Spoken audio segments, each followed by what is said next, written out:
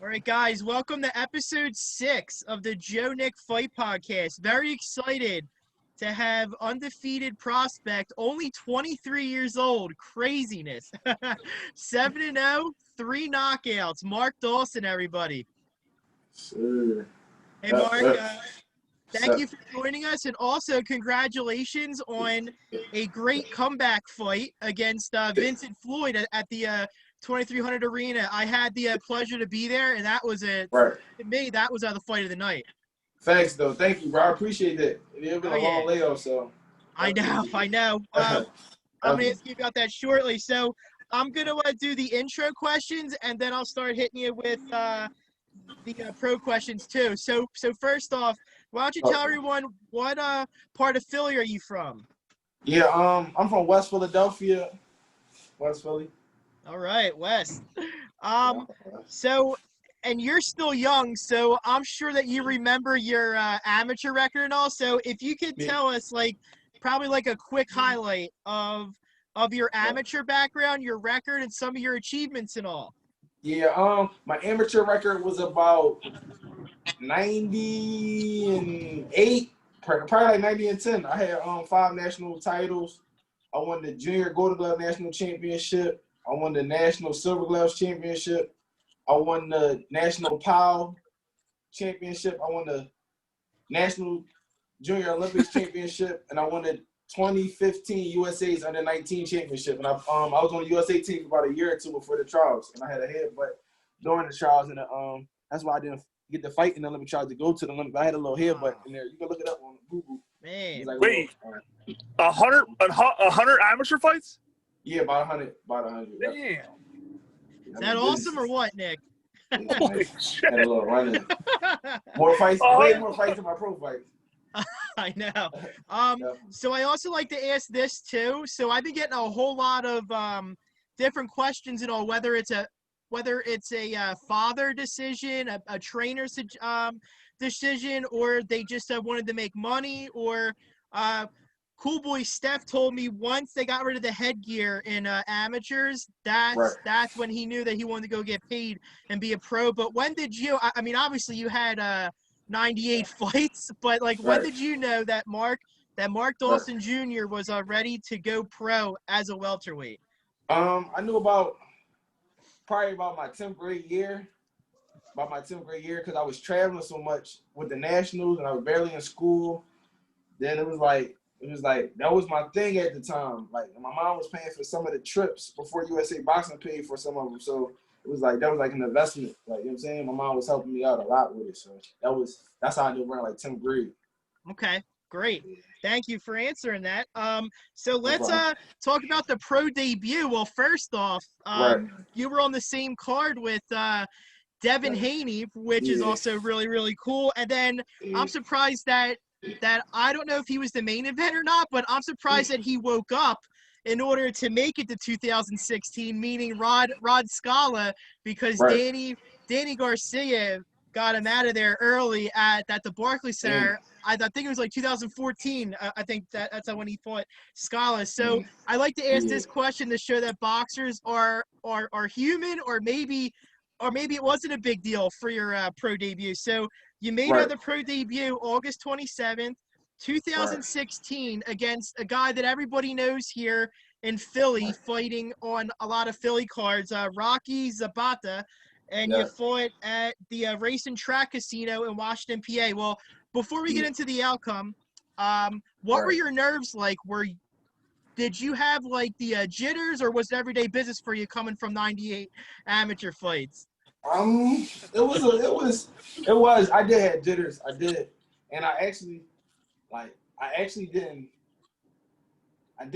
didn't know the seriousness of pro boxing. I thought it was like I don't get me wrong. I was told that pro boxing is different from the pros, but I was kind of slacking in camp a little bit. That's why I feel like I got that draw decision out there for my pro debut, and I could have won the fight, but I had jitters.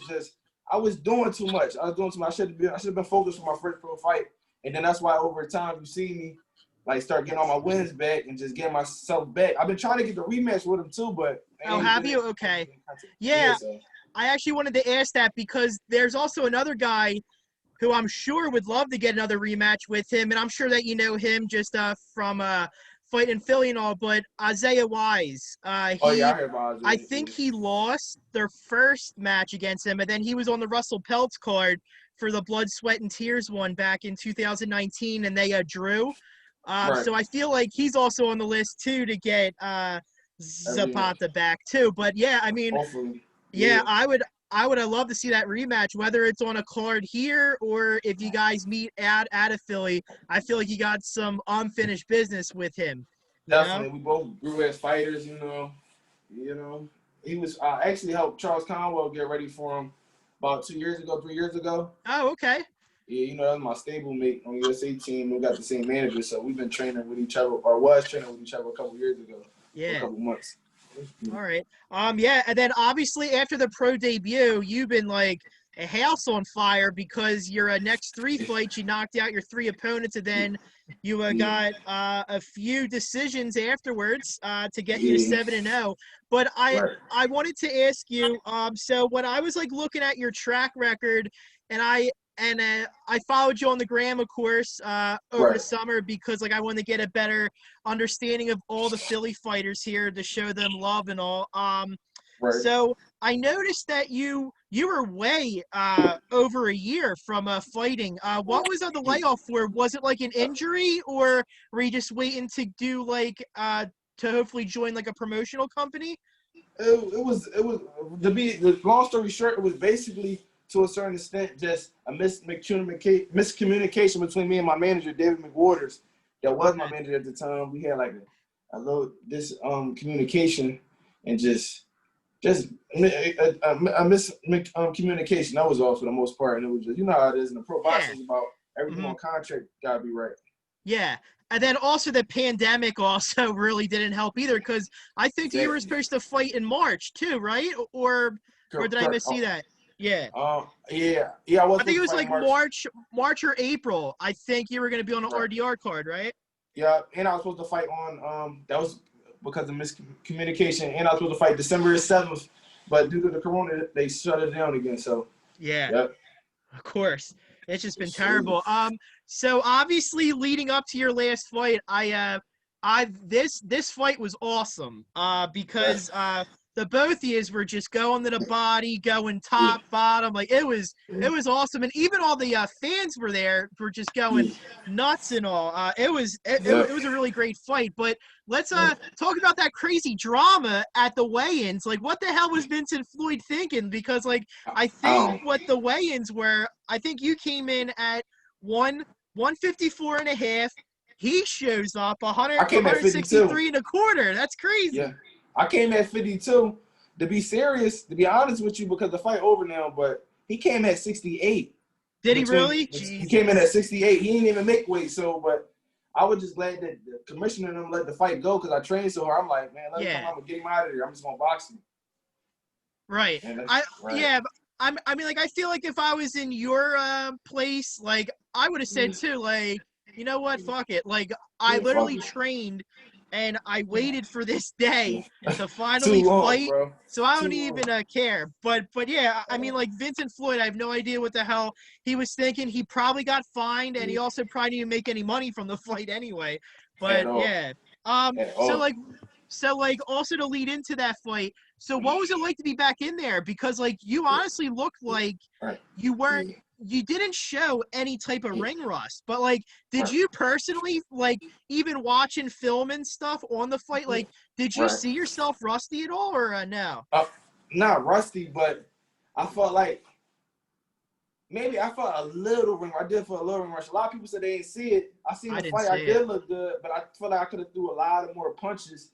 And it was just so me just boxing him. I should have just do more flurries, and I could have got him out of there because I hit him with a lot of flush shots. I just to follow up with it. So I seen a little ring rust. Yeah, like honestly, like I'm starting to pick up on stuff now. I personally didn't see any type of ring rust. I thought that you looked really, really good in there. And plus, like Vincent Floyd's also a name. No, too, thanks. especially in the welterweight division, because like Thanks. guys like Scrap Bunch who are coming up, and also Right. like Paul Kroll also fought him too. So Yep. so he's like a great name to start building up on your boxing resume too. Definitely, a lot of guys was like, don't get me wrong, he wasn't like no crazy threat, but he definitely got a name. Like when I was supposed to fight him my pro debut, one of my older brothers, they called me like, bro, he could punch. So you know what I mean? Don't just go in there thinking he can't punch. The thing was like after my second fight, but he never agreed to it. But he agreed to this fight, so I'm happy he took the fight. Yeah. All right. So my next 3 questions I have, they're all fun ones.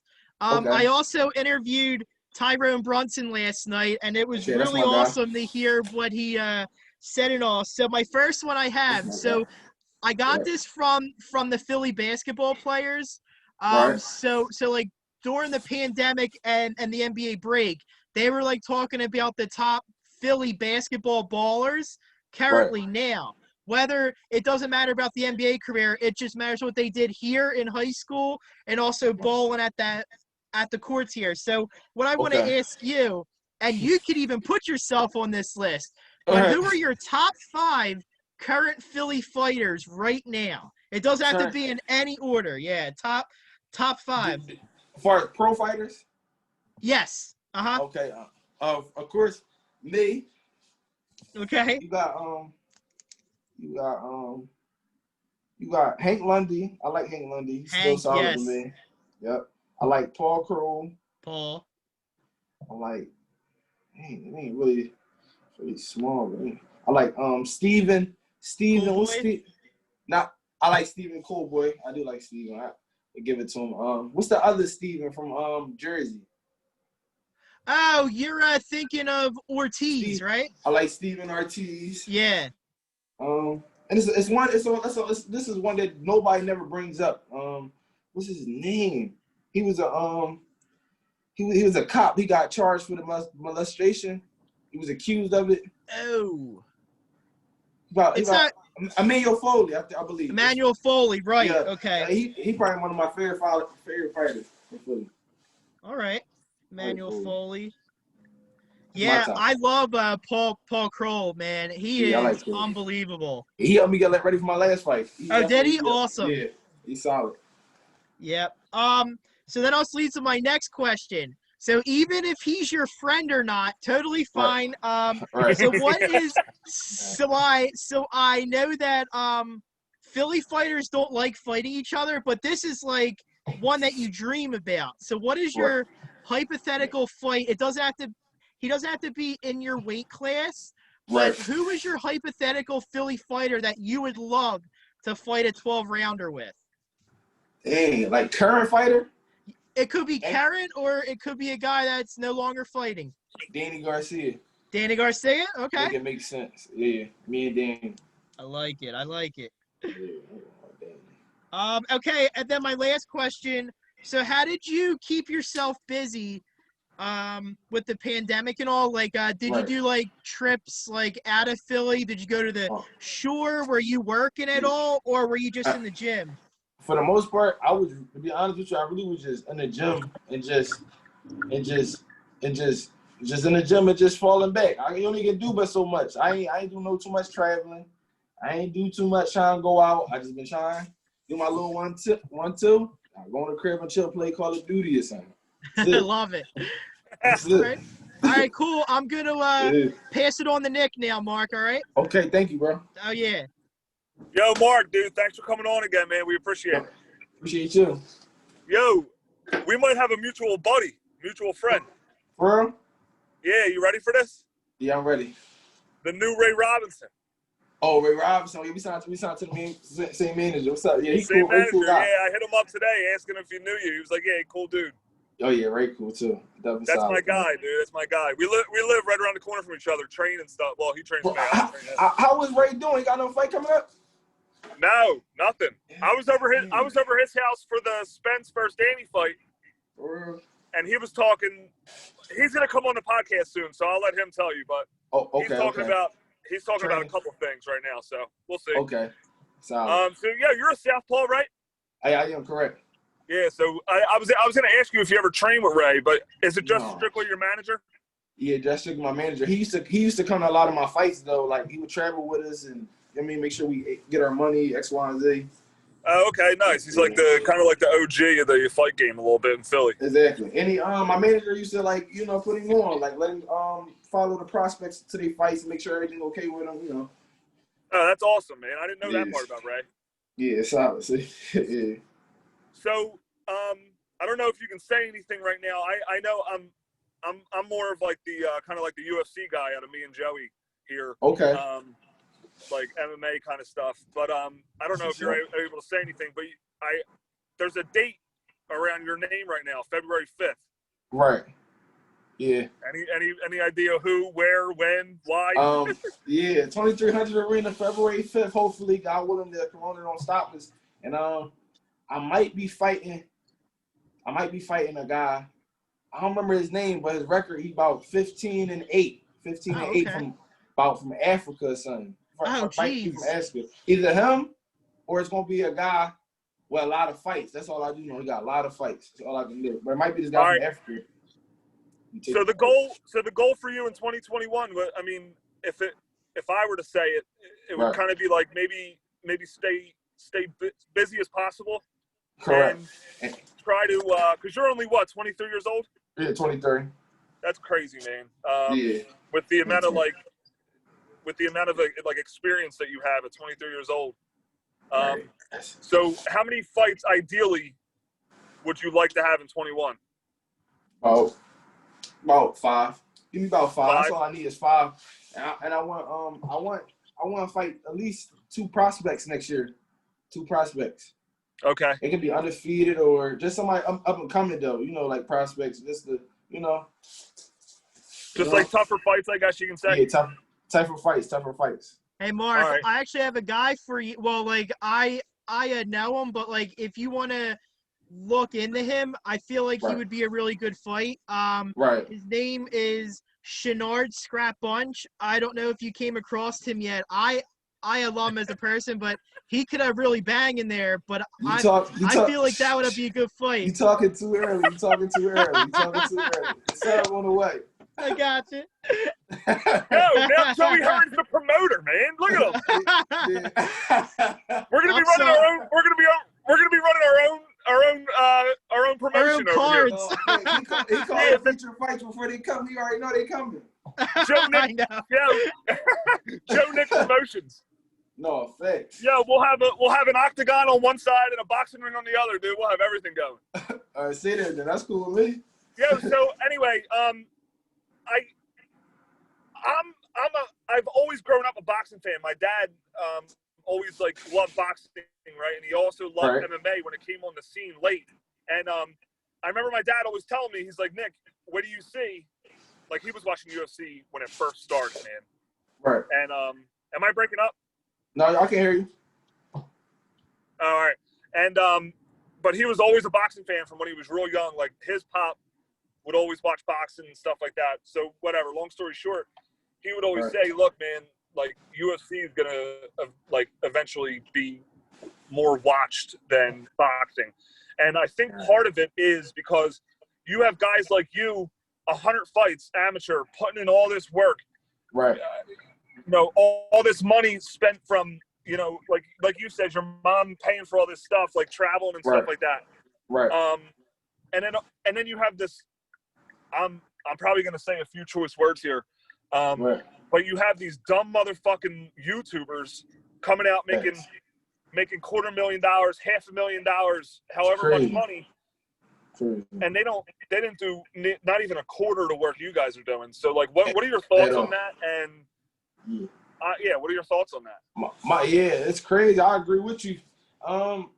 It's like it's kind of like disrespectful to a certain extent, and it's like, don't get me wrong, I'm all about getting a dollar, getting some money. I'm all about that, but for the sport of boxing and the fans, it's disrupting, and that's why it's like boxing is starting to become like wrestling. But that's why I'm like, by 2021, I gotta fight some prospects because this is starting to be like we already know what's gonna happen or should happen. And boxing should be just like we don't know what's gonna happen, but we want to see it. And I just you know what I'm saying? Like I don't believe in just getting. I'm always gonna believe in getting money, but it should be about the fans too, to a certain extent. But it's up to the fans to not buy tickets when they know there's some circus stuff going on. Right. Yeah, man. Like that it pisses me off so much, man. Seeing him like call out all these dudes, and I get it. Yeah. He's just trying to like promote himself, and he's fighting nobodies and getting paid this money. Like Nate Robinson, he didn't. You know what I mean? Like, why was that even a fight? Like, you know what I mean? That whole card. It definitely was a setup. Listen, you see the size difference. Right, exactly, man. Like, they couldn't have weighed in around the same. And I'll take that to the grave with me. There's no way. At all. But I even – oh, you know what I was going to ask you? You were I think early in the summer, were you and he was on our podcast too, him and his dad, Dylan Price? Oh, yeah, Dylan Price. Yeah, were you guys training over the summer? Yeah, we was. He told you? How you know? No, I was listening to one of your interviews with Abrams. Yeah. Oh, yeah. Yeah, me and yeah, Dylan, how was that? It was good. I don't know if you know, but me and Dylan started training in the same gym. We won nationals, multiple nationals together. We grew up. I used to live with him. Oh wow. Oh, all right. I was on USA team with him, so you know, Dylan my guy. We cool. I ain't even seeing him like that, but that's still my guy. Yeah, his hand speed is unreal. Ridiculous. It is crazy how fast it's a freak of nature. Yeah. Oh my God. Definitely. Yeah. So I actually have a couple things. Now, are you a fan of the UFC? Yes, I'm a fan of it. Are you? So what I can ask is, am I gonna lose it? No. All right. What do you? So Ray went out with Eddie Alvarez to be a coach on the Ultimate Fighter show. Right. And you go there to win a contract and stuff like that in the UFC. So I was at his gym over here in like Bristol area, and we were just I just like hit pads and stuff like that with him. But he was like, I was like, yo, Ray, what are you gonna do when one of them tries kicking you? He went, what? I'm like, yo, this is MMA, man. Like, you're gonna hold pads, teach them how to strike, and like they gotta add some like leg kicks in there. And he was like, I ain't letting no motherfucker kick me. That kicking dead, man. Yeah. So do you have like a favorite fighter in the UFC? Chuck Liddell. Oh, all right. There you're throwing it back. What about current? I ain't been watching it like that. Yeah. I used to be on it, but I ain't watching. My favorite fighter is Chuck Liddell. Man, it's cool. Yeah, I like UFC though, definitely. My dad was always watching boxing, would remind me when boxing fights are on, take me to some shows and stuff like that. And I got to get back into that scene too, man, because like Joey always he hits me with this knowledge and all this stuff. You haven't been to the last fight at the arena? Can you believe that he did not come to see you fight? What, me? I can't believe it, man. I thought he was in the spring with you. Dang, bro. I know. Craziness. Yeah, that was a good job. Great man. I'm dead serious. Me and Joey, we promised each other we're gonna do all this stuff and go to all the local fights and stuff like that. So yeah, hopefully, man. I can see y'all going big with this interview stuff. I see y'all got interviews with everybody, and I've been with the interview with y'all. That's my bet. No, sure. It's fine. Like honestly, like it's like a pleasure to get anybody. And honestly, if we could be a platform for like prospects and even guys like you that are just building your resume more and more, we feel like that we did our job, because now we're like giving you a platform where like people are trying to Google you to learn about you before they come and see you fight. Like we're basically doing what we love and all. So we always appreciate the guests and all. Definitely. Yeah, dude, absolutely. And thank you again for coming on, man. No problem. February 5th, 2300 Arena. We're gonna try to get to all these local shows, and thank you. We'll link up then. And definitely. Listen, man, best of luck on February 5th, man. Hopefully everything works out with Corona and everything like Nick, that. So Nick, you forgot the last question. Oh my God, I did. All right. The last question. Yeah, Mark. All right, this is the most important question of the night. It is. Best cheesesteak spot in Philly. Best cheesesteak spot in Philly. Jim's. Jim's. Oh, I agree with you. Oh, do you know? Okay. Jim's in West Philly is closed though. If anybody in Philly know about Jim's cheesesteak in West Philly is the best ever. Oh, in West Philly, okay. Oh, you know what I'm thinking of? I'm thinking of Phillips on 2th Street. No, I don't know who that is. I don't know who that is. Yeah, I'm like a Steve's guy because it's like local to me. But Yeah. if I'm ever in the city, I'm Phil's all day. Oh, well, I gotta go see what's up Phil's with in it. South Philly? Okay. Phil's in South Philly, yeah, thanks. I like Phil's in South Philly. Ishka-Bibbles. I like Ishka-Bibbles. Yes. Max is down North Philly. Max's by Temple, yeah. Yeah, they good. All right. Well, Mark, thank you so much again. If I don't talk to you before the year's over, happy holidays to you and the family, and happy New Year. And I'm sure I'll be talking to you soon. All right. All right. Thank you. I appreciate y'all. All right, Mark. Thank you, I'll Mark. see you. We'll see you. See you. Merry Christmas, man. Clockwise.